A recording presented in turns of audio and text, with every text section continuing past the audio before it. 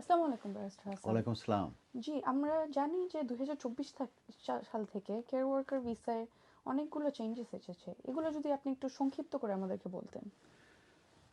প্রথমে আমি বলবো যে আসলে কেয়ার ওয়ার্কার ভিসাটা কি। এটি মূলত social health and social care যে ভিসাটা আছে এটার ভিতরে পড়ে। মূলত এটা স্পেশাল ক্যাটাগরি এবং এটার যে মেন ক্যাটাগরি সেটা হচ্ছে যে স্কিল ওয়ার্কার। তো স্কিল ওয়ার্কারের ভিতরেই এটা কিন্তু একটা স্পেশাল ক্যাটাগরি। অতএব এটাকে skill worker special category social health and social care সেক্টরটাতে বলা যায়। এবং আমাদের ইউকেতে প্রচুর পরিমাণে এই কেয়ারার ভ্যাকেন্সি আছে, কারণ ইউকের যেসব রেসিডেন্ট আছে কিংবা সিটিজেন আছে তারা এই কাজগুলো করে না। তো যে কারণে কোভিডের পরে মূলত এইটা ইন্ট্রোডিউস করা হয় এবং এটার যে আরকিউএফ লেভেল সেটা হচ্ছে লেভেল 3।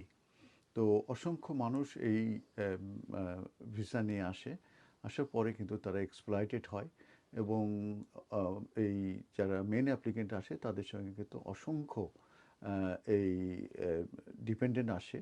তা এক একজন মেন অ্যাপ্লিকেন্টের সঙ্গে 3জন 4জন 5জন করে ডিপেন্ডেন্ট আসছে এবং সেটা নাইজেরিয়া সহ অন্যান্য দেশ থেকে।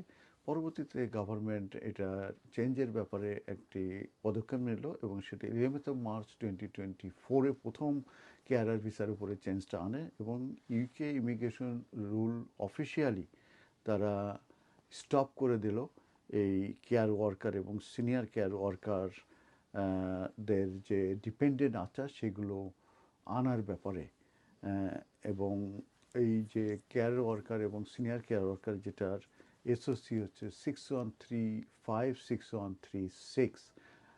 কিন্তু যারা 11 মার্চ 2024-এর আগে যারা কেয়ার এবং সিনিয়র কেয়ার ওয়ার্কার ভিসায় এসেছে তারা কিন্তু তাদের ডিপেন্ডেন্ট আনতে পারবে কিংবা এখান থেকে কেউ সুইচ করে তার ডিপেন্ডেন্ট হতে পারবে। কিন্তু 11 মার্চ 2024-এর পরে যারা এন্ট্রি ক্লিয়ারেন্স পেয়েছেন কিংবা অ্যাপ্লিকেশন করেছেন তারা কিন্তু আর এই ডিপেন্ডেন্ট তারা আনতে পারবে না, এটা স্টপ হয়ে গেছে। এরপরে আরেকটি পরিবর্তন আমরা দেখতে পেয়েছি এই কেয়ার এবং সিনিয়র কেয়ার ওয়ার্কের উপরে, সেটা হচ্ছে 22 জুলাই 2025-এ। সেখানে যে পরিবর্তনটা দেখলাম সেখানে যে ওভারসিজ থেকে এই কেয়ারার কিংবা সিনিয়র কেয়ারার যেটা 6135 এবং 6136 যেটা এসওসি, এটা রিক্রুট করা মানে ওভারসিজ থেকে হায়ার করা টোটালি স্টপ করে দেওয়া হলো। তার মানে এই যে 22 জুলাই 2025-এর পরে যে আর কোনো ওভারসিজ থেকে এই কেয়ারার কিংবা সিনিয়র কেয়ারার আর কেউ আসতে পারবে না, এটার ফুললি স্টপ হয়ে গেল। আর ইন কান্ট্রি থেকে এই কেয়ারার এবং সিনিয়র কেয়ারারদের উপরে যে পরিবর্তনটা এসেছে সেটা হচ্ছে যে কেউ যদি সুইচ করতে চায় এই কেয়ারার কিংবা সিনিয়র কেয়ারার ওয়ার্কার ভিসায়, সেক্ষেত্রে কিন্তু তারা সুইচ করতে পারবে।